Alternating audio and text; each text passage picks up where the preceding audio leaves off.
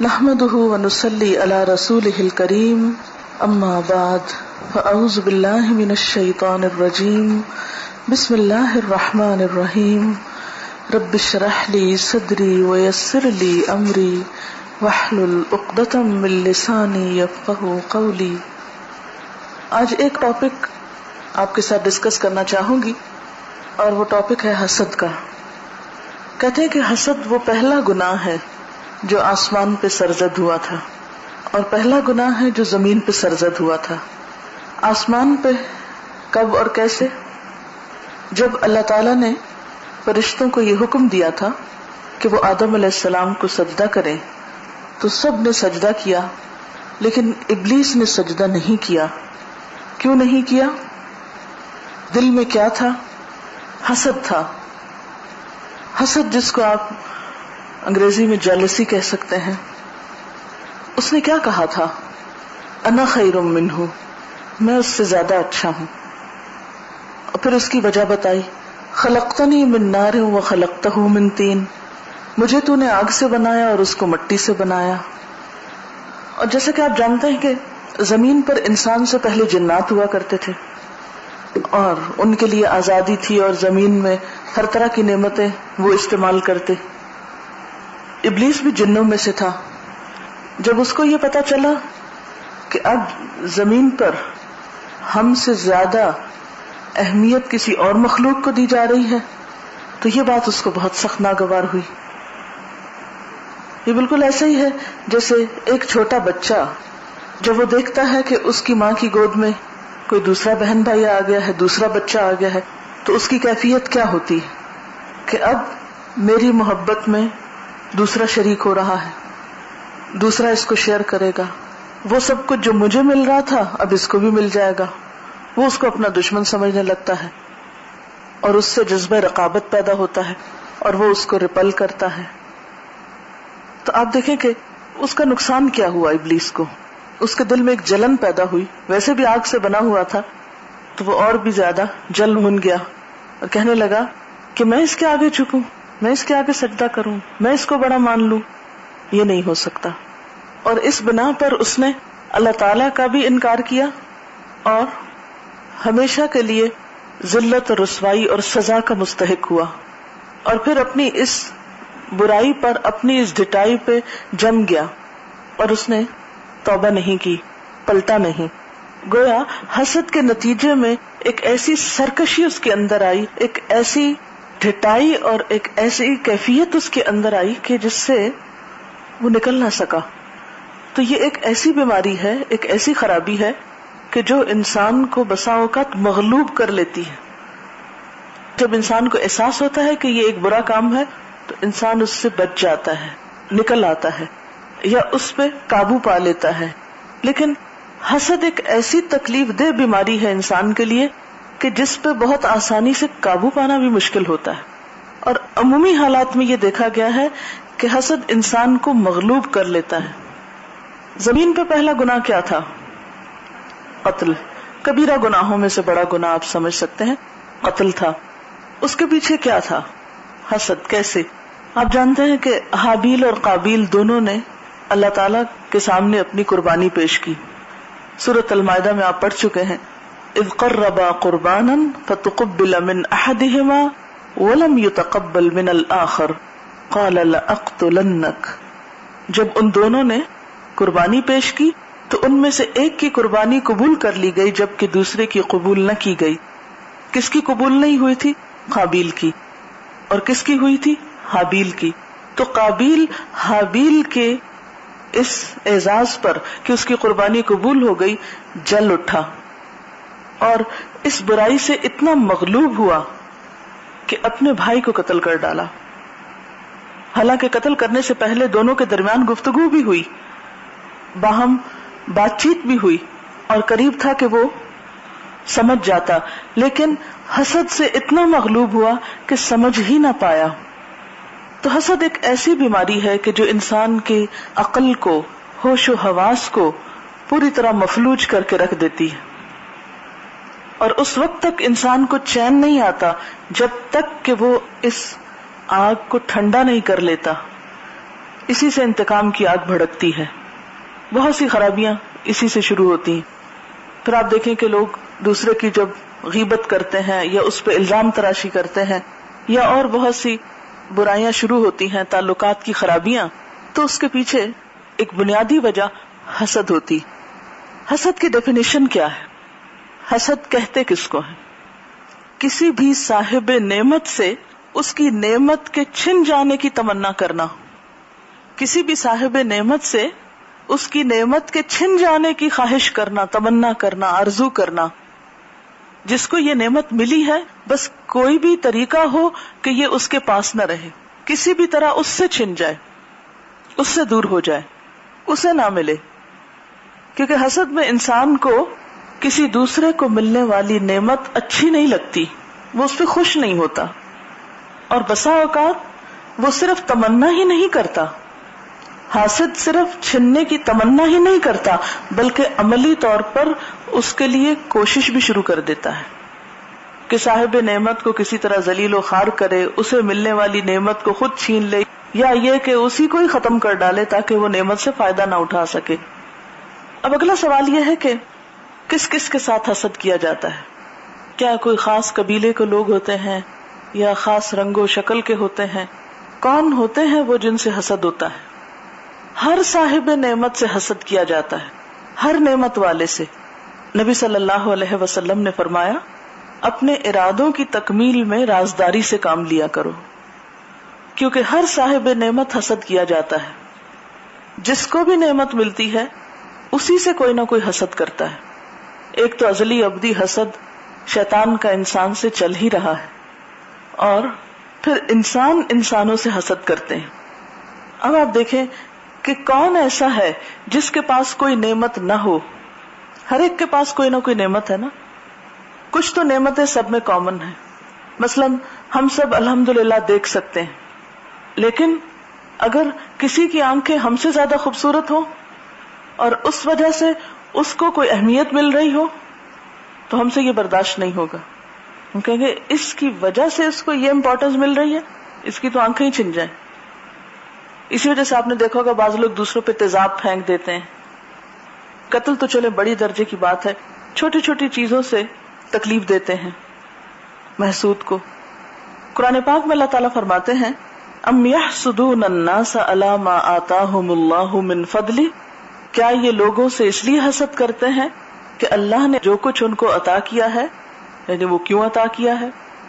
حاسد لوگوں سے اس لیے حسد کرتے ہیں کہ انہیں اللہ کی طرف سے ملنے والی نعمت پر خوشی نہیں ہوتی.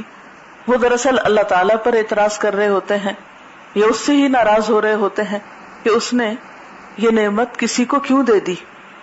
اب ایک سوال تو یہ تھا کہ کس کس سے حسد ہوتا ہے. اگلا سوال یہ ہے کون کون حسد کرتا ہے؟ جس کو اللہ پہ بھروسہ نہیں ہوتا، جو اللہ کے فیصلوں پہ راضی نہیں ہوتا. ہر وہ شخص جو کسی خاص نعمت سے محروم ہوتا ہے اور وہ اس کا طلبگار بھی ہوتا ہے، جب وہ نعمت کسی دوسرے میں دیکھتا ہے تو حسد شروع کر دیتا ہے. کیا کوئی ایسا انسان بھی ہوتا ہے جو کبھی کسی سے حسد نہ کرے؟ اپنے آپ کا جائزہ لیں اور سچ بولیں. آپ کو تو کبھی کسی سے حسد نہیں ہوا، آپ تو کبھی نہیں کسی سے جیلس ہوئے. کبھی پتا کیسے چلے گا؟ تو اس سوال کا جواب کیا ہوا کہ ہر شخص کے اندر کسی نہ کسی درجے میں یہ بیماری ضرور ہے. کچھ لوگوں کے اندر تھوڑی ہوتی ہے، کچھ کے اندر زیادہ ہوتی ہے، اور کچھ تو بھرے ہی حسد کے ہوتے ہیں. جہاں سے کھولو ان کے اندر آپ کو نظر آئے گا پورے کے پورے بھرے ہوئے ہوتے ہیں اس سے. لیکن کسی نہ کسی درجے پر ہر شخص حسد کا شکار ہوتا ہے، یعنی حسد کرتا ہے. اب اگلا سوال یہ ہے کہ کیسے پتا چلے گا کہ میں کسی سے حسد کرتی ہوں یا نہیں؟ اس کی پہچان کیسے ہوگی؟ آپ بتائیے. کسی کی نعمت دیکھ کر میری کیفیت کیا ہوتی ہے؟ ایک تو یہ کہ آپ براہ راست خود نعمت دیکھ رہے ہیں اور اس پر آپ کو تکلیف ہو رہی ہے کہ اس کو کیوں مل گئی ہے. اچھا، دوسرا طریقہ، ایک اور طریقہ بھی ہوتا ہے اپنے آپ کو جج کرنے کا. دوسرا طریقہ یہ ہے کہ جب کسی کی تعریف کی جاتی ہے، کسی کی تعریف سن کر میرے دل کا حال کیا ہوتا ہے. اور خصوصاً جو آپ کے ہم اثر لوگ ہوں. ہم اثر کا کیا مطلب ہوتا ہے؟ کنٹمپریریز، یا ایک رینک کے لوگ، یا ایک عمر کے، یا ایک پیشے کے، یا ایک فیلڈ کے. عموماً حسد اور رقابت وہاں پائی جاتی ہے. مثلاً آپ ایک کلاس میں ہیں تو اس اعتبار سے آپ کا اسٹیٹس ایک جیسا نہیں کہ آپ اسٹوڈنٹس ہیں، تو آپ کے آپس میں حسد کے ہونے کا امکان بہت پایا جاتا ہے. اسی طرح جو ٹیچرز ہیں ان میں باہم حسد ہو سکتا ہے. یا اسی طرح گھر میں بہن بھائی چونکہ اولاد ہونے کے ناطے برابر کے درجے میں ہوتے ہیں تو ان میں بعض اوقات حسد پایا جاتا ہے. جیسے حضرت یوسف علیہ السلام کے بھائی، حالانکہ وہ پیغمبر کی اولاد تھے، سورۃ یوسف پڑھ چکے ہیں نا آپ، پیغمبر کی اولاد تھے، بڑے نیک ماں باپ کے بچے تھے، لیکن اس کے باوجود حسد نے ان کو بھی جا اٹیک کیا. اور حسد کے نتیجے میں کہاں تک پہنچے، بھائی کو قتل کرنے کے منصوبے بنائے، جھوٹ بیچ میں بولا، کنویں میں جا کے پھینک آئے، الزام تراشی کی، کہاں کہاں تک برائیوں نے جنم لیا صرف ایک حسد کی بیماری کی وجہ سے کہ ہمارے باپ کی توجہ ادھر کیوں ہے. اب سوال میرا یہ ہے کہ کیا حسد صرف گناہگار لوگوں میں ہوتا ہے یا نیک لوگوں میں بھی ہوتا ہے جو بظاہر نیک اور شریف نظر آتے ہیں؟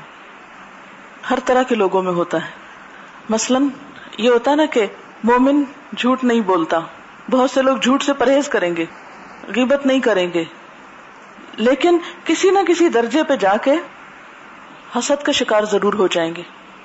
اچھا، جسمانی طور پر کیا علامتیں ہوتی ہیں جب کسی کے اندر حسد آ رہا ہوتا ہے؟ مثلاً کسی کو جب بخار ہوتا ہے تو اس کا درجہ حرارت جسم کا بڑھ جاتا ہے نا. اسی طرح جب کسی کے اندر حسد آتا ہے تو اس کا اظہار کہاں پر ہوتا ہے؟ اس کے چہرے پر ہو جاتا ہے. مثلاً جب کسی کی تعریف ہو رہی ہو تو اس کا جو حاسد ہے اس کے چہرے پہ آپ اثرات دیکھ سکتے ہیں، اس کی مسکراہٹ پھیکی ہوگی. وہ اگر مصنوعی طور پر خوشی کا اظہار بھی کرے گا، مثلاً جب میں یہاں رزلٹ اناؤنس کر رہی تھی نا تو اس وقت جو ایک حقیقی خوشی ہونی چاہیے کسی کو نعمت ملنے پر وہ نہیں نظر آ رہی تھی آنکھوں میں کہ ہائے شکر ہے ہماری ایک بہن کو اتنا اچھا اللہ نے انعام دیا اور اللہ تعالیٰ نے اس کو اتنا موقع عطا کیا ہے اچھا کام کرنے کا. اب یہ ہے کہ یہ اتنی خراب چیز ہے کہ انسان کی اچھی بھلی عبادات جو ہے، اپنے نیکی کے کام جو ہیں، وہ سب تباہ و برباد ہونے لگتے ہیں اگر وہ اپنی اس عادت پہ کنٹرول نہیں کرتا. اچھا، ایک تو یہ ہوتا ہے کہ چہرے سے پتہ چلتا ہے، اور کہاں سے پتہ چلتا ہے، اور کیا کرتا ہے حاسد؟ مثلاً ہر جگہ اپنی تعریف کرے گا، اپنے منہ میاں مٹھو بنے گا، اپنی بات منوانے کی کوشش کرے گا، اپنا مقام جتانے کی کوشش کرے گا، اور جب اس کا جو رائیول ہے یا اس کا جو مقابل ہے اس کا کوئی نام آئے گا تو یا چہرے پہ ناگواری لائے گا یا اس کی بد تعریفی کرے گا یا ہاں ٹھیک ہے، یعنی اس کے بڑے سے بڑے کام پر اس کا کمنٹ جو ہوگا یا اس کا جو ایکسپریشن ہوگا وہ بہت خراب قسم کا ہوگا. اور پھر خود کو بھی بلا وجہ اس کے ساتھ کمپیئر کرتا رہتا ہے اور دوسروں کو بھی دعوت دیتا ہے کہ وہ کمپیئر کرنا شروع کر دیں. اور کیسے پتہ چلتا ہے؟ یعنی اپنا جائزہ لیں، حاسد کو پہچانے. چلو ایک چھوٹا سا ٹاپک آپ لگا لیں، حاسد کو پہچانے. خود کو پہچاننے کا طریقہ، آپ کے مد مقابل کی تعریف کے وقت آپ کا حال کیا ہوتا ہے. دوسرے کا حسد کیسے پہچانیں گے؟ اس کے چہرے سے، اس کی گفتگو سے. اچھا، اسی طرح حسد کی وجہ کیا ہوتی ہے؟ دل کی تنگی، عداوت، ذاتی بڑائی کا خیال، یعنی خود کو بڑا دیکھنے اور دوسروں کو چھوٹا دیکھنے کا شوق کہ سب مجھ سے چھوٹے نظر آئیں، میں سب سے آگے نکل جاؤں، سب میرے پیچھے رہ جائیں. ایک تو ہیلدی کمپٹیشن ہوتا ہے، ہر انسان کو اللہ نے موقع دیا ہے کہ وہ دوڑ لگائے، لیکن دوڑ لگاتے ہوئے اس بات کا شوق ہونا کہ باقی لوگ دوڑ میں پیچھے رہ جائیں. یعنی آپ دوڑیں جتنا دوڑتے ہیں، کوئی پابندی نہیں، لیکن دوسروں کو دوڑنے نہ دینا یا دوسروں کا دوڑنا آپ کو برا لگنا، یہ چیز ناپسندیدہ ہے. پھر اسی طرح جاہ پرستی. جاہ پرستی کیا ہوتا ہے؟ جاہ پرستی ہوتا ہے جیسے کسی عہدے یا کسی مقام کی خواہش. مثلا جب لوگ الیکشن لڑتے ہیں تو کس قدر جیلسیز نظر آتی ہے، چھوٹے لیول پر یا بڑے لیول پر. پھر اگر ان میں سے ایک سلیکٹ ہو جائے تو دوسری پارٹی کیا کرتی؟ اس کو خرید نہیں کرتی. اصل میں حسد دل کی بیماری ہے، دل کی خرابی ہے. حاسد ایک مریض انسان ہے. ہر بیماری کا کوئی نقصان ہوتا ہے. اس بیماری کا کیا نقصان ہے؟ اس کا سب سے بڑا نقصان خود انسان کی اپنی ہی ذات کو ہوتا ہے. جس سے آپ حسد کر رہے ہیں اس کو تو شاید پتہ بھی نہ ہو، اور آپ اپنے دل میں جل رہے ہیں، کڑ رہے ہیں، غمزدہ ہیں. تو جس سے آپ نے حسد کیا اس کو تو خبر بھی نہ ہوئی، اور آپ نے اپنا کباڑہ کر لیا، اپنے آپ کو نقصان دیا. اور کیا ہوتا ہے؟ بہت سی برائیاں اس سے جنم لیتی ہیں. مثلا اس سے بد اخلاقی جنم لیتی ہے. انسان غیبت پر اتر آتا ہے، الزام تراشی پہ اتر آتا ہے، دوسرے انسان کو عزت احترام نہیں دے سکتا. اگر دیکھا جائے تو قتل تک نوبت آتی ہے. بہت سے کبیرہ گناہوں کی بنیاد یہی بنتا ہے. پھر آپ دیکھیں کہ ابلیس کو کیا نقصان ہوا، براندہ درگاہ ہو گیا. بنی اسرائیل کو حضور صلی اللہ علیہ وسلم سے بہت حسد تھا کہ یہ دوسری قوم میں کیوں آ گئے ہیں، یہ آنر ہمارے بنی اسرائیل کی قوم کو کیوں نہیں ملا. تو اس بنا پہ وہ بہت جلتے کوڑتے تھے آپ سے، اور آپ پر ایمان نہیں لائے. نقصان کیا ہوا ان کا؟ حق سے محروم ہو گئے، حق کو نہ پہچان سکے، خیر کو نہ پہچان سکے. تو بعض اوقات انسان جب حسد کرتا ہے تو اس کی وجہ سے وہ خیر کو نہیں پہچان پاتا، خیر سے محروم ہو جاتا ہے.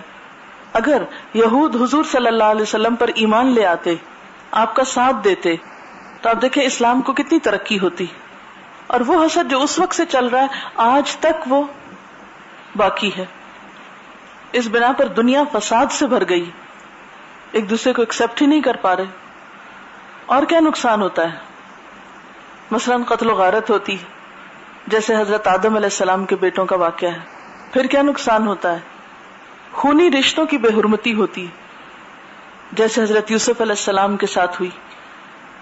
پھر ایک اور بہت بڑا نقصان یہ ہوتا ہے کہ نیکیاں برباد ہو جاتی ہیں. انسان کی محنت مشقت سے کمائی ہوئی نیکیاں ختم ہو کر رہ جاتی ہیں. جیسے کہ نبی صلی اللہ علیہ وسلم نے فرمایا، ایاکم والحسد فإن الحسد یأکل الحسنات کما تأکل النار الحطب. خبردار تم حسد سے بچو، کیونکہ حسد نیکیوں کو اس طرح کھا جاتی ہے جس طرح آگ سوکھی لکڑی کو کھا جاتی ہے. پہلے بھی میں نے کہا نا کہ اپنا آپ جلاتے ہیں ہم، اور اپنا آپ جلانے کے ساتھ ساتھ اپنی نیکیاں بھی جلا دیتے ہیں. آپ سوچیں قیامت کے دن آپ حشر کے میدان میں کھڑے ہیں، آپ کے پاس نیک اعمال ہیں لیکن ان کو آگ لگی ہوئی ہے اور فائدہ دینے کی بجائے وہ جل رہے ہیں. کتنا بڑا نقصان ہے، کتنا شدید ترین نقصان ہے. یہ بالکل ایسے ہے کہ جیسے کوئی شخص کچھ خریدنے کے لیے بازار جائے اور پتہ چلے اس کی جیب کٹ گئی. یہ جیب کٹنے والا معاملہ ہو جاتا ہے نا، جیسے نوٹوں کی گٹھی جل گئی. تو اگر اپنے اعمال کو ہم پیسوں سے ہی تشبیہ دے دیں، کیونکہ مال کی محبت میں تو ہم سب مبتلا ہیں نا، تو وہ سمجھ جلدی آئے گی بات. تو ایک شخص کا توشہ آخرت جو ہے اگر وہ جلنا شروع ہو جائے تو اس سے بڑا خسارہ کیا ہو سکتا ہے. اور کیا نقصان ہوتا ہے؟ دین کی خرابی، دین کی بربادی ہو جاتی. نبی صلی اللہ علیہ وسلم نے فرمایا، دب الیکم داء الامم قبلکم الحسد والبغضاء. تمہاری طرف پچھلی قوموں کی بیماریاں سرایت کر آئیں گی، حسد اور بغض. ہی الحالقہ، جو مونڈ دینے والی ہیں. مونڈ دینا ہوتا ہے شیو کر دینا، بالکل صفایا کر دیں گی. اما انی لا اقول تحلق الشعر ولكن تحلق الدین. میں یہ نہیں کہتا کہ یہ بالوں کو مونڈ دینے والی ہے، بلکہ یہ دین کی صفائی کر دینے والی. تو جن لوگوں کے اندر حسد پایا جاتا ہے ان کا اعمال نامہ تو برباد ہوتا ہی ہے، دنیا میں بھی ان کے دین کا صفایا ہو جاتا ہے، اور ان کی وجہ سے دوسروں کے دین کو بھی نقصان پہنچتا ہے. مثلاً یعنی نہ خود اچھا کام کرتے ہیں اور نہ کسی کو کرنے دیتے ہیں. مثلاً صاحب نعمت سے حسد کیا جاتا ہے نا. اب آپ دیکھتے ہیں کہ ایک شخص بہت نیک ہے، بہت اچھا اخلاق ہے اس کا، بہت اچھی نماز پڑھتا ہے، بہت فیئر ہے، سب لوگ اس کی تعریف کرنے لگ جاتے ہیں. آپ کو اچھی نہیں لگتی اس کی تعریف. آپ کیا کرتے ہیں؟ کوئی ایسی کہانی گھڑتے ہیں جس سے وہ شخص بدنام ہو کے رہ جائے. اور یہ کس کی وجہ سے ہو رہا ہے؟ حسد کی وجہ سے. اب نقصان کیا ہوگا، نتیجہ کیا نکلے گا جب اس شخص کی برائی ہوگی جو ایک اچھی نماز پڑھنے والا ہے، اچھا اخلاق رکھنے والا ہے، لوگ اس سے بدگمان ہوں گے تو بدگمان ہو کر کیا کہیں گے؟ دیکھے ہیں ہم نے بہت نمازی، دیکھے ہیں بڑے بڑے اخلاق والے، وہ ایسے اور ایسے ہوتے ہیں. اب دوسرے لوگ یہ نہیں دیکھیں گے کہ بات سچ ہے یا جھوٹ، وہ تحقیق تھوڑی کریں گے، وہ نماز کو برا بلا کہنے لگیں گے. ایسے ہی ہوتا ہے نا، نماز کو برا بلا کہیں گے، دین کو برا بلا کہیں گے، تو دین کی صفائی ہونے لگ گئی نا. جب اس کی وجہ سے کچھ لوگ نماز ہی نہیں پڑھیں گے تو دین وائپ آؤٹ ہو گیا. تو پچھلی قوموں میں دین کی خرابی اسی وجہ سے ہوئی تھی کہ ان لوگوں کے اندر حسد کی بیماری آ گئی تھی. آپ کو پتا ہے کہ ابلیس کس قدر عبادت گزار تھا، لیکن جب اس نے حسد کیا تو اس کی ساری عبادتیں اور اللہ کا تقرب اور فرشتوں کی دوستی اور وہ سب کچھ برباد ہو کے رہ گیا. کسی چیز کا بھی اس کو اجر اور صلہ نہ ملا. اصل میں حاسد ہوپلیس اینڈ ہیلپ لیس ہوتا ہے. شیخ سعدی فرماتے ہیں، میں مدرسہ نظامیہ میں پڑھتا تھا تو ایک شاگرد مجھ سے حسد کرتا تھا. میں نے استاد سے شکایت کی کہ جب بھی میں حدیث بیان کرتا ہوں تو فلاں میرا ساتھی مجھ سے حسد کرتا ہے. یعنی وہ گرمبل کرنے لگتا ہوگا یا اس پہ ہنستا ہوگا یا دوسروں کو کہتا ہوگا دیکھو پھر بولنے لگا. جیسے عام طور پر ہوتا ہے نا کہ ایک طالب علم اگر برائٹ ہو تو دوسرے سارے اس کے پیچھے کی کرنے لگتے ہیں، اس کو بے وقوف ثابت کرنے لگتے ہیں، اس کو احمق کہتے ہیں، اس کی لیگ پولنگ کرتے ہیں. تمہیں کیا، تم ہر وقت اپنے آپ کو بڑی چیز سمجھتی ہو، ہر چیز میں تم ہر ڈسکشن میں پارٹیسپیٹ کرتی ہو، ہر چیز میں آگے آگے. تو وہ کہتا ہاں واقعی مجھے پیچھے ہی رہنا چاہیے. کیونکہ انسان جب کام کرتا ہے تو اس کا دل چاہتا ہے اسے کوئی انکریج کرے. جب 10 لوگ ڈسکریج کرنے والے ہوں تو ایک اچھا بھلا کام کرنے والا شخص اپنا ہاتھ روک لیتا ہے، اب میں نہیں کروں گا، مجھ سے نہیں لوگوں کی باتیں سنی جاتی. اب وہ خیر کا کام رک گیا، آپ کی اچھی بلی صلاحیت کو زنگ لگ گیا. تو بہرحال انہوں نے اپنے استاد سے کہا کہ فلاں شخص مجھ سے حسد کرتا ہے. استاد نے کہا تمہارے ساتھی نے حسد کر کے اگر اپنے لیے جہنم کا ایک دروازہ کھولا تو تم نے چغلی کر کے دوسرا دروازہ اپنے لیے کھول لیا. تو برابر ہو گئی نا بات. تو اس طرح حسد کی وجہ سے گناہوں کی ایک چین شروع ہو جاتی، صرف ایک شخص نہیں، ایک سے دوسرا ریاکشن میں، دوسرے سے تیسرا. مثلا اگر کسی نے کسی کے بارے میں برا بھلا کہا حسد کی وجہ سے کسی کو، اب کیا ہوگا کہ جس کو برا کہا کسی اور نے بھی سن لیا، اس نے تحقیق نہیں کی، اس نے آگے جا کے کسی اور کو بتایا تو بتا فلاں شخص جو اتنی نمازیں پڑھتا ہے اس کا یہ حال ہے. حالانکہ دیکھا کسی نے نہیں ہوتا، صرف سنی سنائی پہ چل پڑتے ہیں. مثلا ایک شخص جو کلاس میں اول آ رہا ہے تو دوسرا کہے ہاں ہمیں پتا ہے وہ کتنی چیٹنگ کرتی ہے، حالانکہ یہ جھوٹ ہوتا ہے. اب دوسرے نے سنا، اس نے تحقیق نہیں کی چیٹنگ کرتی ہے کہ نہیں، اس نے آگے مشہور کر دیا. تمہیں پتا ہے یہ ایسے ہی فرسٹ آ گئی ہے، کوئی اس کے اندر قابلیت نہیں، صرف چیٹنگ کرتی. اب ایک نے برائی کی، اس سے دیکھ کے دوسرے نے کی، اس نے آگے پہنچائی، اس نے آگے پہنچائی، اور اوور آل ایک ٹرسٹ، اعتماد سب ختم، اور ایک بے چینی کی سی کیفیت بہت سے لوگوں میں آ گئی. اب دیکھیں کہ دنیا میں جینے کا حسن اعتماد کے ساتھ ہے، محبت کا حسن اعتماد کے ساتھ ہے، خوشگوار تعلقات کی تہ میں باہمی اعتماد ہے. جن لوگوں کے درمیان اعتماد نہ رہے، جن لوگوں کے درمیان ٹرسٹ نہ رہے کہ وہ ایک دوسرے کے خیر خواہ ہیں، ایک دوسرے سے محبت کرنے والے ہیں، ایک دوسرے کو چاہنے والے ہیں، تو نتیجہ کیا ہوتا ہے؟ تعلقات خراب ہوتے ہیں. تعلقات خراب ہوتے ہیں تو بدمزگی ہوتی ہے، زندگی حرام ہو جاتی. آپ ذرا امیجن کریں کہ آپ ایسے لوگوں کی کمپنی میں ہیں جن کو آپ ٹرسٹ کر سکتے ہیں، جو آپ کا بھلا چاہتے ہیں، تو آپ ان کے ساتھ بیٹھ کے کس قدر انجوائے کرتے ہیں.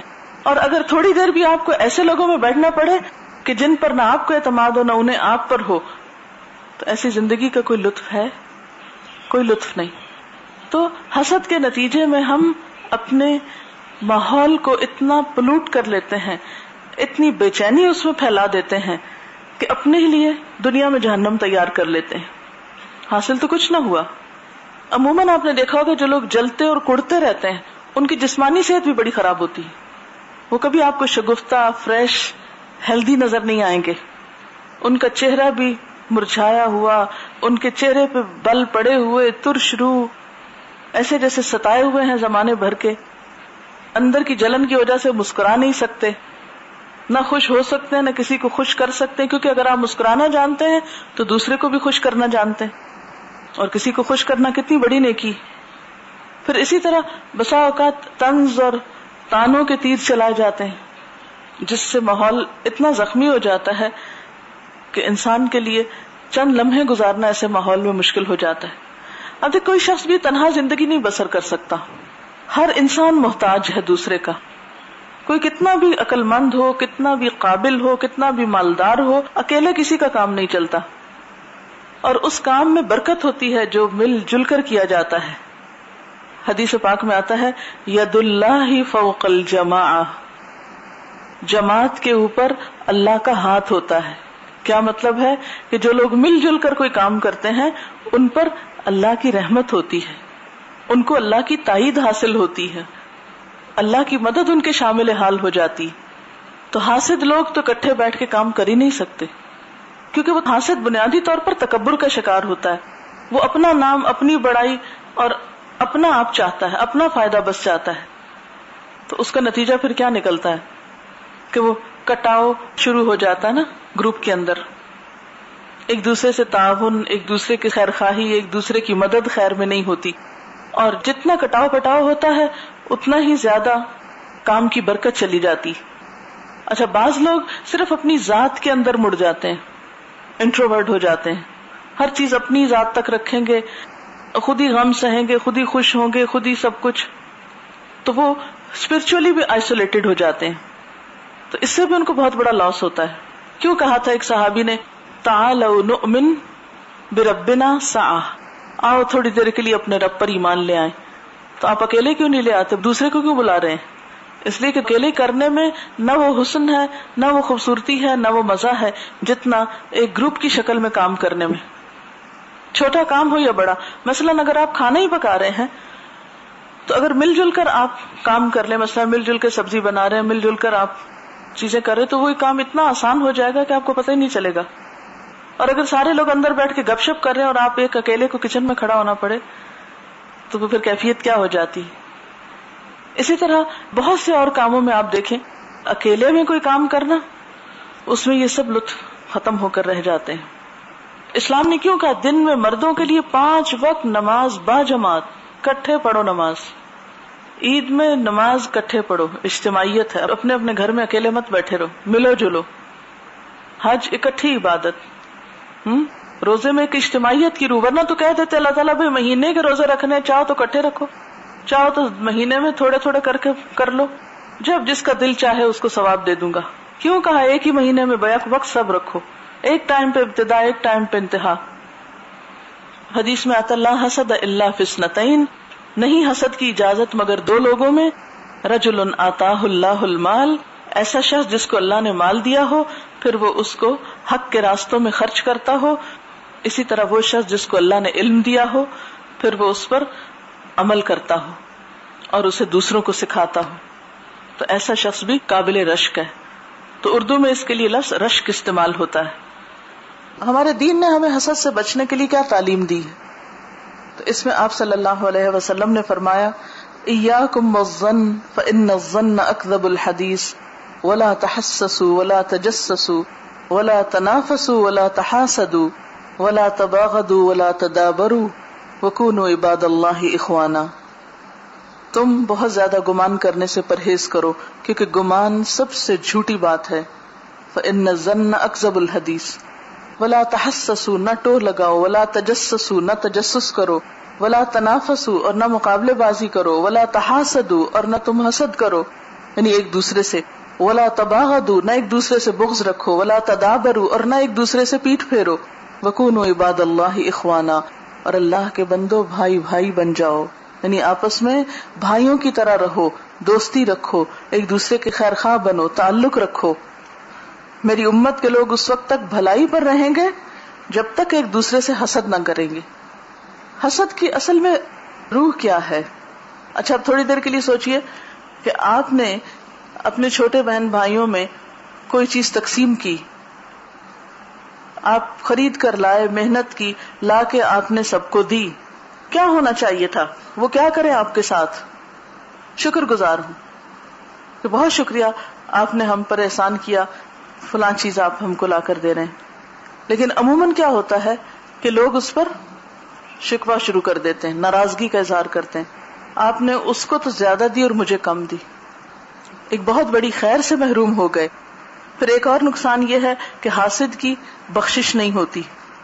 حسد کی وجہ سے بعض اوقات قطع رحمی ہو جاتی. قطع رحمی کیا ہوتا ہے؟ رشتہ داریاں کٹ جاتی. عام طور پر آپ نے دیکھا ہوگا کہ کزنز کے بیچ میں کتنی رقابت چلتی ہے بعض اوقات، بزنس کے معاملے میں، ایجوکیشن کے معاملے میں.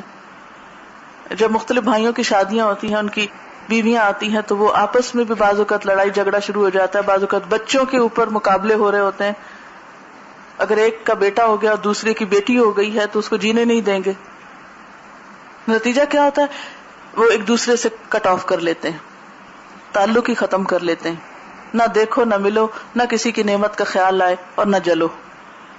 اچھا، ایک میں نے پیچھے وجہ بتائی تھی نا کہ دین کی خرابی ہو جاتی ہے حسد کی وجہ سے، تو اس میں ایک اور حدیث بھی لکھ لیجئے کہ نبی صلی اللہ علیہ وسلم نے فرمایا، 2 بھوکے بھیڑیے بکریوں کو اتنا نقصان نہیں دیتے جس قدر مال کی ہرس اور حسد مسلمانوں کے دین کو برباد کرنے والا ہے. یعنی بھوکے بھیڑیے اگر کہیں گھس جائیں تو اتنا بھیڑوں کو نقصان نہیں دیں گے جتنا نقصان حسد دین کو پہنچاتا ہے. اب سوال یہ پیدا ہوتا ہے کہ حسد سے کیسے بچا جائے؟ آپ کیسے بچیں حسد سے؟ اگر اندر وہ ایک تھرمامیٹر لگا لیا، پتا چلا کہ جی مجھے فلاں کی تعریف اچھی نہیں لگی، کسی کے بارے میں فلاں نے خیرخواہی کے الفاظ استعمال کی تو مجھے بہت تکلیف ہوئی کہ کیوں اس کو کیوں اچھا کہا، اس کی کوئی تعریف کی.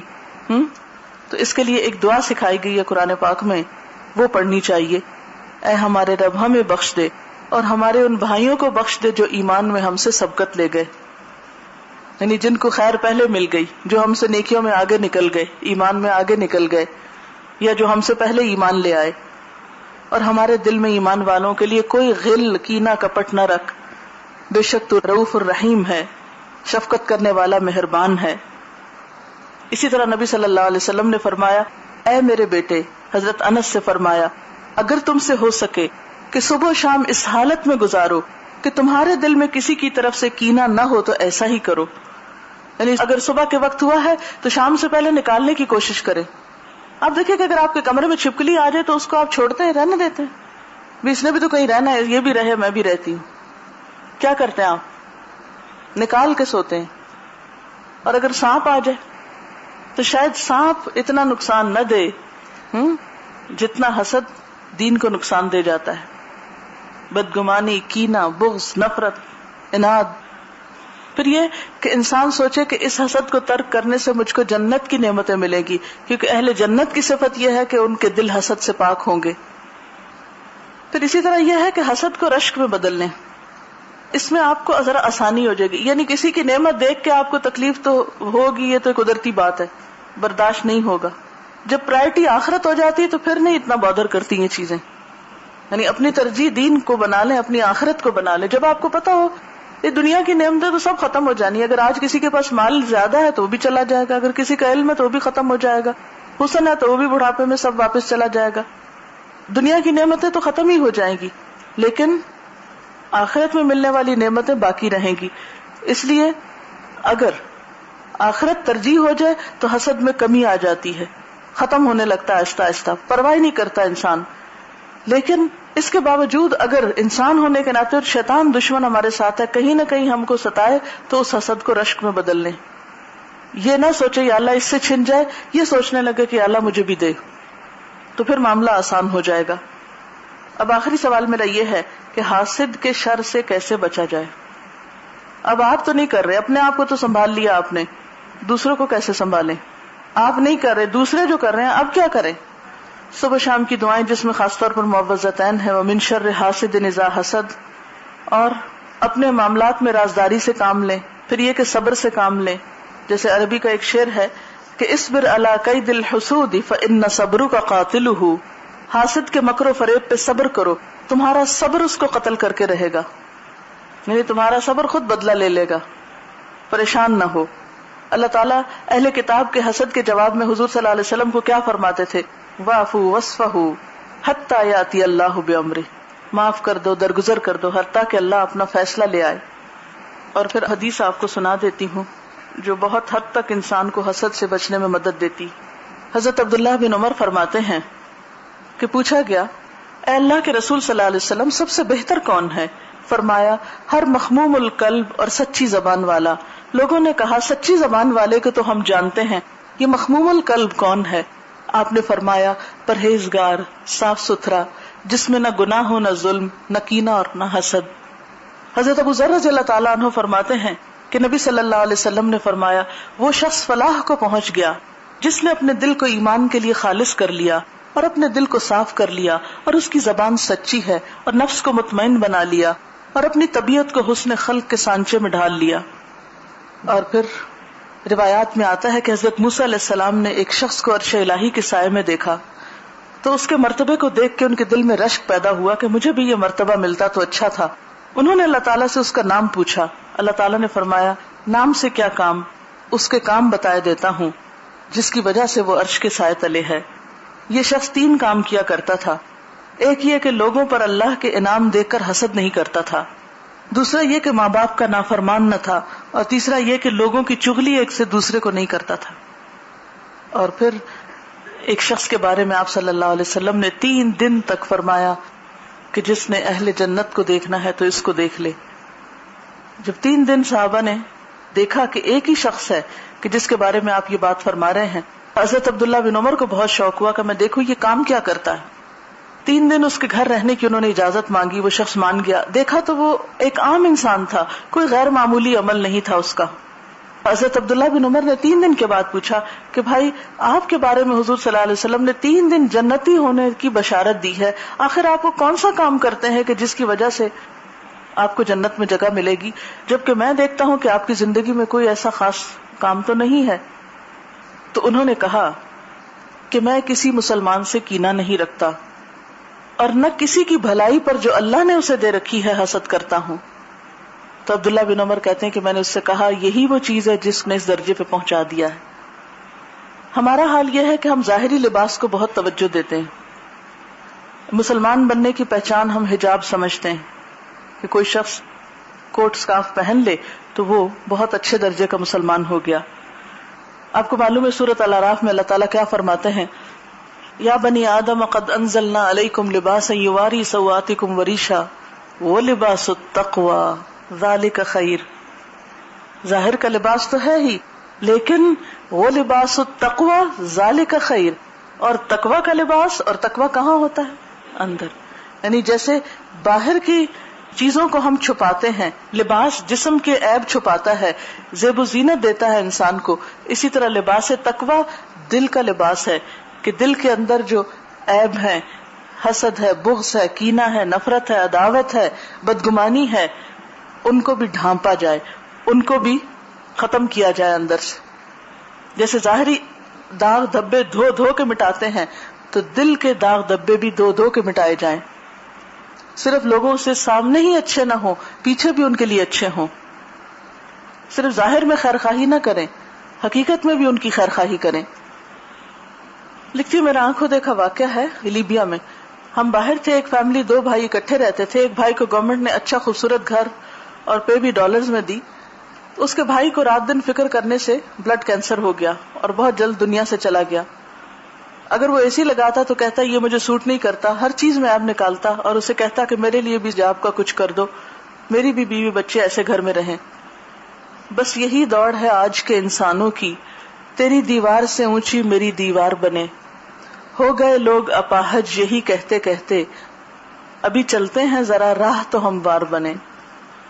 اور پھر یہ کسی نے لکھا ہے کہ پہلے دل میں حسد آتا ہے، پھر بدگمانی جنم لیتی ہے، پھر حاسد ڈائریکٹ تو نہیں کہتا کہ میں حسد کا شکار ہوں، مگر وہ دوسروں کے دل میں بھی بدگمانی پیدا کرتا ہے۔ اس کا نتیجہ کیا ہوتا ہے کہ اسے غیبت کرنا پڑتی ہے، ہر جگہ وہ ایسی ڈسکشن کرتا ہے، اور نتیجہ کیا ہوتا ہے کہ حسد ساری نیکیوں کو کھا جاتا ہے، سب نیکیوں کا صفایا ہو جاتا ہے، کیونکہ وہ برائیوں کی چین چل پڑتی ہے نا۔ اچھا، پہلے جو اسباب پوچھے گئے تھے نا کہ عموماً حسد کا سبب کیا ہوتا ہے، تو اس میں کسی نے لکھا ہے کہ یہ ایک نفسیاتی بیماری ہے۔ عموماً احساس کمتری کا شکار لوگ حاسد ہوتے ہیں۔ جن کو اپنی صلاحیتوں پر کچھ اعتماد ہوتا ہے وہ عام طور پر کم حسد کا شکار ہوتے ہیں بنسبت ان کے جو احساس کمتری کا شکار ہوتے ہیں یا اپنی کسی کوتاہی کو سمجھ رہے ہوتے ہیں کہ ہم کوتاہ ہیں۔ اچھا، ایک اور بات، یہ بچنے کی کبھی میں نے بات کی تھی نا کہ کس طرح اپنے اندر سے حسد کو دور کرے، تو اس میں یہ کہ جس سے آپ کو حسد ہو رہا ہو اس کی خوب تعریف شروع کر دیں، اپنی کوئی پسندیدہ چیز اس پہ خرچ کریں۔ ایک تو اس کا رویہ آپ کے ساتھ اچھا ہو جائے گا، جب وہ آپ کو امپورٹنس دے گا تو آپ کا حسد بھی کم ہو جائے گا. اور دوسرا یہ ہے کہ آپ کے اندر بھی صدقہ کرنے سے اور دعا کرنے سے اس جلن کی کمی ہو جائے گی. یعنی جس سے آپ حسد کر رہے ہیں اس کو امپورٹنس دینا شروع کریں. کیا حسد انسان کی نیچر میں یا شیطان کی طرف سے ہے؟ بات یہ ہے کہ ہمارے اندر اللہ نے خیر اور شر دونوں رکھی ہوئی ہیں. جب ہم خیر کے ماحول میں ہوتے ہیں تو وہ خیر کا جو اندر حصہ ہے نا وہ ریفلیکٹ کرنے لگتا ہے، اور جب برے ماحول میں ہوتے ہیں تو وہی تصویر اندر نظر آنے لگتی ہے. تو جیسے ماحول میں آپ ہوں گے وہی چیز اندر آپ کے کلک کرنے لگے گی، وہی نشو نما پانے لگے گی. ایک حاسد جو ہوتا ہے وہ غیر حقیقی دنیا میں رہ رہا ہوتا ہے. وہ اپنے تخیلات کا ایک گڑھا بناتا ہے اور جس سے وہ حسد کر رہا ہوتا ہے اس کو اس میں گرانے کی کوشش کر رہا ہوتا ہے، اور ہر دم اس انتظار میں ہوتا ہے کہ دوسرے کے نقصان کی خبر کب ملے. حسد کی ایک پہچان یہ بھی ہے، پہچان کی بات ہوئی تھی نا کہ محسود یعنی جس سے حسد کیا جا رہا ہو اس کا نقصان بہت اچھا لگتا ہے، اس کے نقصان پر خوشی ہوتی، اس کے نقصان کی تمنا ہوتی. یہ کہہ رہی ہیں کہ اللہ تعالیٰ نے شوہر اور بیوی کے درمیان محبت رکھی اور پھر دونوں کا دائرہ کار الگ الگ کر دیا تاکہ ایک فیلڈ میں دونوں نہ رہیں اور ان میں جیلسیز کم ہوں. یہ آپ نے صحیح کہا. میں ایک ایسے کپل کو جانتی ہوں کہ جو دونوں پہلے کلاس فیلوز تھے، دونوں کو بعد میں بینک میں جاب ملی، شادی بھی ہو گئی. اب اتفاق یہ کہ لڑکی بہت ذہین تھی اور اس کی جاب لڑکے کے مقابلے میں اچھی تھی، وہ زیادہ ارن کر رہی تھی، اور محض اس بنا پر کہ شوہر جو ہے اس کو اللہ نے ایک درجہ دے رکھا ہے تو اس نے پہلے تو چھوٹی چھوٹی چیزوں میں اس کے روڑے اٹکانے شروع کیے. گھر کے کام میں شیئر نہیں کرنا، بچوں کی ذمہ داری میں شیئر نہیں کرنا. پھر یہ کہ جب کسی اور طریقے سے دیکھا کہ نہیں کام چلتا، ٹھیک ٹھاک قسم کی لڑائی جھگڑا فساد، اور بالآخر یہاں پر آ کر بات ٹھہری کہ لڑکی کو جاب چھوڑنا پڑی. اور جب چھوڑی تو جب جا کر گھر میں کچھ چین ہوا، حالانکہ اپنی پسند کی شادی کی تھی. تو آپ نے دیکھا ہوگا کہ بعض اوقات دو باہم محبت کرنے والوں میں بھی تعلقات کی شدید خرابی کا سبب یہ حسد بن جاتا ہے. کیونکہ ہمارے معاشرے میں ویسے بھی لوگ تانے دیتے ہیں، دیکھو تمہاری بیوی تو بہت قابل ہے اور تم پیچھے رہ گئے ہو، تو وہ اس کو اپنی بعض اوقات خرابی کا سبب سمجھتے ہیں. حسد کا ایک علاج یہ ہے کہ جس سے آپ کو حسد ہو اس سے خوب اچھی طرح سلام کرے اور مصافحہ ضرور کرے، ہاتھ ملائیں. نبی صلی اللہ علیہ وسلم نے فرمایا تصافحوا فإنه يذهب الغل، مصافحہ کرو، وہ دلوں کا کینہ دور کرتا ہے. کہتے کہ حسد کا روٹ کاز حب الدنیا کہا جا سکتا ہے کہ حب الدنیا رأس کل خطیئۃ، دنیا کی محبت ہر برائی کی جڑ ہے. کیونکہ دنیا کی محبت کی وجہ سے ہی تو آپ دوسرے سے حسد کر رہے ہوتے ہیں کہ وہ دنیا اس کو کیوں زیادہ مل گئی. ایک سوال ہے، حاسد کی تو سزا بری ہے، اس کا نقصان بھی ہے، لیکن جس سے اس کو حسد ہوتا ہے کیا اس کا بھی کچھ نقصان ہوگا؟ کیا نظر بھی حسد کی وجہ سے لگتی ہے؟ ہوتا یہ ہے کہ نظر لگتی ہے، حسد کی وجہ سے بھی لگتی ہے. اس کو بری نظر کہا جاتا ہے، نظر بد جس کو کہتے ہیں. نظر بد کیوں ہوتی ہے؟ کیونکہ خوشی سے نہیں دیکھتے نا. میں نے ابھی تو یہ سورۃ کہف میں اس کی مثال دی تھی آپ کو. کہاں بھلا جب وہ باغ والے کا باغ جلا تھا تو اس وقت دوسرے نے کیا کہا تھا اس کو؟ لولا اذ دخلت جنتک قلت ما شاء اللہ، ایسا کیوں نہ ہوا کہ جب تم اپنے باغ میں داخل ہوئے تو تم نے ماشاء اللہ کیوں نہ کہا. تو یہ جو ماشاء اللہ کا لفظ ہے یہ ہمارے اسلامی آداب میں سے ہے کہ جب انسان کسی چیز کو دیکھے اور خوش ہو تو اس پر بھی ماشاء اللہ کہے. یعنی جو اللہ نے چاہا وہ بنا دیا، یعنی اللہ کی تقسیم ہے، اللہ کا فیصلہ ہے. تو بری نظر بھی لگتی ہے اور خوشی کی نظر بھی لگتی ہے، یعنی حاسد کی بھی لگتی ہے اور اس کے علاوہ محبت کرنے والوں کی بھی لگتی ہے. جیسے ماں اپنے بچے کو خوشی سے دیکھتی ہے تو بسا اوقات اس کو لگ جاتی ہے اور رو رہا ہوتا ہے. جیسے میں نے سورۃ یوسف میں بھی آپ کو نظر کے اوپر بتایا ہوا ہے، وہ حدیث بھی یاد ہوگی آپ کو کہ نظر انسان کو قبر میں اور اونٹ کو ہنڈیا میں اتار دیتی ہے. یعنی بسا اوقات اتنی شدید ہوتی ہے کہ انسان اس سے ایسا بیمار پڑتا ہے کہ صحت یاب نہیں ہو سکتا. اور بسا اوقات جانوروں کو ایسی چیزوں کو لگتی ہے کہ جس سے وہ بھی بیمار پڑ جاتے ہیں. آپ دیکھیں کہ ریز تو پتھر کاٹ دیتی ہیں کہ نہیں کاٹتی. آج کل سرجری نہیں ہو رہی لیزرز کے ساتھ، تو وہ بھی ریز ہی ہے نا، ایکس ریز بھی ہیں. تو وہ ساری تو نان لیونگ تھنگس کی ریز آ رہی ہیں، یعنی جن ریز کے ساتھ علاج ہو رہا ہے وہ نان لیونگ تھنگس کی ہیں. تو آنکھ تو ایک لیونگ تھنگ ہے، تو اس کی جو نظر ہے اس کا بھی اثر ہوتا ہے. اور جیسے وہ کہا گیا کہ نگاہ مرد مومن سے بدل جاتی ہیں تقدیریں، کہ مومن کی نگاہ سے تقدیر بدل جاتی ہے. تقدیر کا مطلب کیا ہے؟ یعنی اس کے جو عزائم ہیں اور اس کی جو کوششیں ہیں اور جو اس کے ارادے ہیں اور جو اس کا اخلاص ہے، اس کی وجہ سے اس کے راستے کی مشکلات دور ہوتی ہیں، اس کو پھر اللہ تعالیٰ کی مدد بھی ملتی۔ اب یہ ہے کہ مثلاً ایسی بیماری ہے جس کی ریزن سمجھ نہیں آ رہی، یعنی روحانی بیماریاں، بعض اوقات بے چینی، تکلیف، پریشانی، مثلا سر درد کے کئی کازز ہوتے ہیں، بعض اوقات سارے ٹیسٹ ہو جاتے ہیں، کوئی کاز نہیں وہ سمجھ میں آتا، تو ایسی چیزیں نظر ہو سکتی ہیں، تو اس کا علاج یہ ہے کہ وہ دعا پڑھی جائے۔ وہ دعائیں سب موجود ہیں کارڈز میں، وہ آپ پڑھ سکتے ہیں۔ اگر کوئی اور بیمار ہو تو اس پہ بھی دم کیا جا سکتا ہے۔ حضرت جبریل علیہ السلام حضور صلی اللہ علیہ وسلم کے پاس آئے جبکہ آپ بیمار تھے، تو انہوں نے آپ کو آ کر کہا کہ کیا آپ بیمار ہیں؟ تو آئیے میں آپ کو جھاڑتا ہوں، یعنی دم کرتا ہوں۔ تو اس پر انہوں نے یہ دعا پڑھی تھی، بسم اللہ ارقیک من کل شیء یؤذیک من شر کل نفس او عین حاسد اللہ یشفیک۔ بسم اللہ ارقیک، تو حاسد کی نظر ہوتی ہے کیونکہ وہ خوش نہیں ہوتا نا، تو بری نظر سے دیکھتا ہے اور یہ تمنا کرتا ہے اور دل میں تڑپتا ہے کہ یہ چیز کسی طرح چھن جائے اس سے۔ ایک چھوٹی سی چیز میں یہ کہنا چاہوں گی، اس میں کوئی شک نہیں کہ انسان کو جو عادتیں بچپن سے پڑ جاتی ہیں ان کو اپنے سے دور کرنا ایک مشکل کام ہوتا ہے، لیکن جذبے کے ساتھ، نیت کے ساتھ، پختہ ارادے کے ساتھ بہت سی چیزیں انسان کی زندگی میں شامل ہو سکتی ہیں اور انسان اس سے اپنی زندگی کو بدلتا ہے۔ آپ دیکھیے کہ چھوٹی چھوٹی سنتیں جو ہیں، جیسے کہ پہلے بھی آپ سے بات ہوئی تھی، ان پر عمل کرنے سے ہماری پوری زندگی یعنی دن اور رات عبادت ہو جاتی۔ مثلاً جوتا پہننے اور اتارنے کی سنت ہی اگر ہم اس پر عمل شروع کر دیں تو دن میں کم از کم کتنی دفعہ جوتا پہنتے اور اتارتے ہیں؟ کم از کم 5 دفعہ نماز کے لیے تو آپ کو پہننا اور اتارنا ہی پڑتا ہے۔ اچھا، پھر بستر پہ جاتے ہوئے سوتے وقت آپ کو پہننا اتارنا پڑتا ہے۔ پھر اسی طرح کلاس میں 2 دفعہ، تو 1 دفعہ صبح آ کے، پھر بریک کے بعد، پھر اور بھی بہت سے مواقع ہو سکتے ہیں۔ یہاں سے گھر جا کر شاید آپ چینج کرتے ہو۔ اب آپ دیکھیں کہ یہ ایسا کام ہے کہ جس سے آپ کو چھٹکارا نہیں، آپ کو کرنا ہی کرنا ہے۔ کرنے کے 2 طریقے ہیں، ایک طریقہ یہ کہ سنت کے مطابق کر لیں، اور ایک یہ ہے کہ اس کے بغیر کر لیں۔ تو ان دونوں میں فرق کیا ہوگا؟ کوئی فرق ہے یا نہیں ہے؟ اجر کا فرق ہے نا۔ اب آپ دیکھیں، اسی طرح کھانا کھانا ہے، کوئی بھی شخص کھانا کھائے بغیر رہ نہیں سکتا۔ آپ کھانا کھاتے وقت کم از کم کتنے بائٹ لیتے ہیں؟ 5، 10، 15، ہے نا؟ پانی پیتے وقت بھی 3 سانس لیتے ہیں۔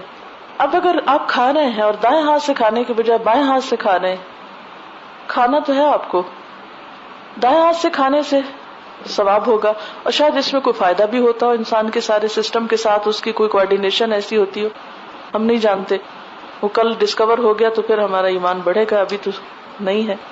اب کھانا ہے تو بائیں ہاتھ سے بھی ہم کھا رہے ہیں، ایک ہی وقت میں 2 لوگ کھا رہے ہیں، ایک دائیں سے کھا رہا ہے، ایک بائیں سے کھا رہا ہے، ایک اپنے آپ کو نیکی سے بھی مالا مال کر رہا ہے، اپنا فائدہ کر رہا ہے، اور ایک اپنے آپ کو صرف نیکی سے محروم نہیں کر رہا، سنت کی خلاف ورزی پہ اس پہ چارج بھی ہو رہا ہے، کیونکہ یہ ان سنتوں میں سے ہے کہ جس پر آپ صلی اللہ علیہ وسلم نے سختی کی ہے۔ کچھ ایسی چیزیں ہیں کہ جو ہمیں چوائس دے دی کہ ہم کریں یا نہ کریں تو کوئی بات نہیں، پسندیدہ ہے، افضل ہے، کر لیا جائے، لیکن کچھ سنتیں ایسی ہیں کہ جن پہ عمل نہ کرنے پہ آپ نے ناراضگی کا اظہار کیا ہے، اور انہی میں سے ایک سنت کھانا کھانا ہے۔ ایک شخص آپ کی موجودگی میں بائیں ہاتھ سے کھا رہا تھا، آپ نے اسے کہا دائیں سے کھاؤ، اس نے کہا میں نہیں کھا سکتا، آپ نے فرمایا کبھی نہ کھا سکو، اور مرتے دم تک اس کا دائیں ہاتھ منہ تک نہیں جا سکا تھا، کیونکہ یہ ہماری شناخت ہے، آئیڈینٹی ہے، پہچان ہے کہ ہم مسلمان ہیں۔ ہمارے ماتھے پہ تو نہیں لکھا ہوا کہ ہم مسلمان ہیں، ہمارا کھانا پینا، چلنا پھرنا، اٹھنا بیٹھنا یہ ہمیں بتائے گا۔ اگر کسی کو بھی پتا چلے کہ ایک لڑکی جس نے قرآن پاک کے 16 پارے پڑھ رکھے ہیں وہ بائیں ہاتھ سے کھاتی ہے، آپ کو دیکھ کر کتنے لوگ دین کی طرف آئیں گے، یا آپ لوگوں کو دین سے بھگانے کا ذریعہ بنیں گے؟ کیونکہ آج میری اپنی آنکھوں نے دیکھا ہے نا، اور میں اس قدر تکلیف میں ہوں کہ میں بتا نہیں سکتی کہ اگر نصف سے زیادہ قرآن پاک پڑھ لیا جائے اور ہمارے صرف کھانے کی عادت نہ بدلے، ہم اتنی قربانی نہ کر سکیں کہ لقمہ بائیں ہاتھ سے دائیں میں لے آئیں، کیا برکت ہوگی ہماری زندگی میں۔ وہ مسلسل نافرمانی سے جو رزق ہم کھا رہے ہوتے ہیں وہی ہمارے اندر کا حصہ بنتا ہے، وہی ہمارے دلوں کو سخت کرتا ہے، اسی سے ہماری عبادت میں کوئی خشوع نہیں آتا، اسی سے ہمیں اللہ کی محبت اور رحمت نہیں ملتی۔ کیا پایا ہم نے زندگی میں، کیا کمایا؟ اسی طرح کسی کا جوتا چوری ہو رہا ہے، کسی کا کچھ اٹھ رہا ہے، مجھے اس بات کی بھی سمجھ نہیں آتی کہ کس کو کیا کہا جائے۔ آپ کو پتا ہے اسلام میں چوری کرنے کی سزا ہاتھ کاٹنا ہے، اور ہاتھ کاٹنے کا عمل آپ کو پتا ہے کیسے ہوتا ہے؟ جب چاپ کرتے ہیں تو اس کے بعد ابلتے ہوئے تیل میں اس کو ڈپ کرتے ہیں، تب جا کے اس کی رگیں آگے سے جلتی. تھوڑی دیر کے لیے بھی اگر ابلتے ہوئے تیل کا آپ کے اوپر قطرہ پڑ جائے، کتنی دیر تک تڑپتے ہیں آپ. اور یہ اللہ نے سزا دنیا میں رکھی ہے. اگر دنیا کی کوئی عدالت آپ کو سزا نہیں دے سکتی، کوئی آپ کو نہیں پکڑ سکتی، تو کیا آپ سمجھتے ہیں کہ اللہ کے ہاں نہیں پکڑ ہوگی؟ ایسے چھوڑ دیا جائے گا، پوچھا نہ جائے گا، حقدار وہاں ہم سے حق لینے کھڑے نہ ہوں گے؟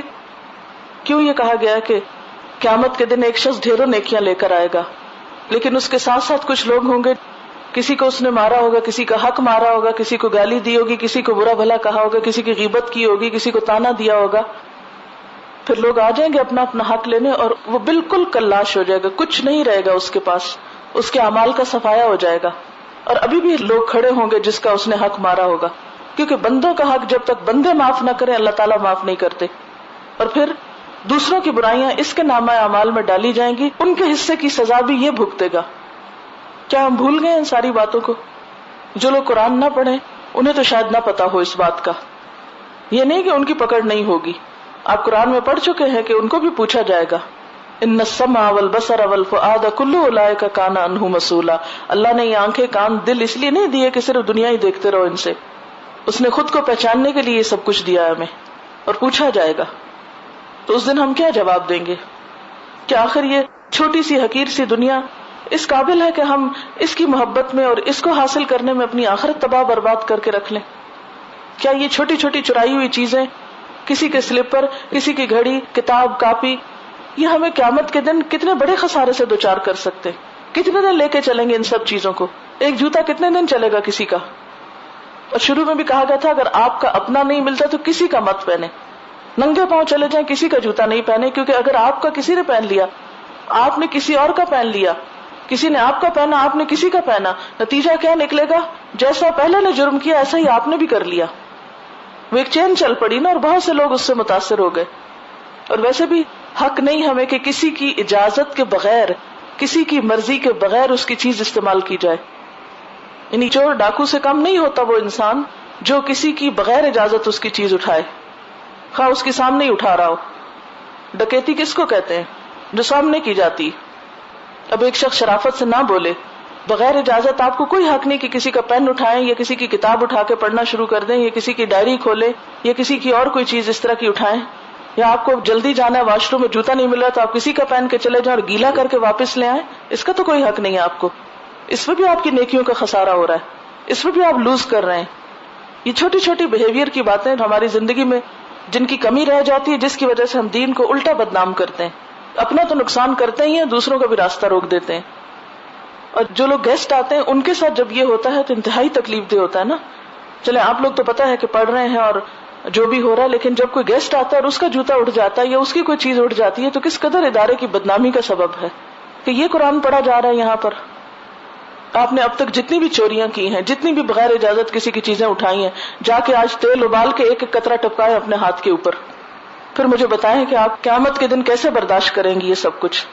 صرف اتنی دفعہ ڈپ کریں اپنا ہاتھ گرم ابلتے تیل میں. اللہ نے مذاق کے طور پہ کہا چور کا ہاتھ کاٹ دو، اور اگر یہاں کاٹنے والے کوئی نہیں ہے، کوئی پوچھنے والا نہیں ہے آپ کو، تو اس کا مطلب ہے کہ آخرت میں بھی نہیں پوچھو گی. وہ دن کس لیے اللہ نے رکھا ہے؟ کیونکہ قیامت کا دن کھیل تماشے کے طور پہ رکھا ہوا اللہ تعالیٰ نے، کہ کسی کا بھی حساب کتاب کوئی نہیں ہونا. چور ڈاکو اچھے برے سب کے سب جنت میں ایک بھیڑ بھیج دی جائے گی، جیسے تیسے آؤ تمہارے لیے کھلے ہیں دروازے. آخر ہم نے کیا سوچ رکھا ہے؟ آپ اپنی ساری لیل و نہار دوبارہ نکالیں اور آپ میں سے ہر ایک اپنے طور پر اس کو دوبارہ پڑھے اور اپنے آپ کو چیک کرے کہ وہ ابھی تک کس کس چیز پر عمل نہیں کر سکا. بار بار ریمائنڈر اپنے آپ کو کرانا پڑے گا، تو پھر جا کر یہ چیزیں آپ کی ہیبٹ بنے گی، جب جا کے زندگی عبادت بنے گی، جب جا کے نامہ اعمال میں کچھ وزن پڑے گا.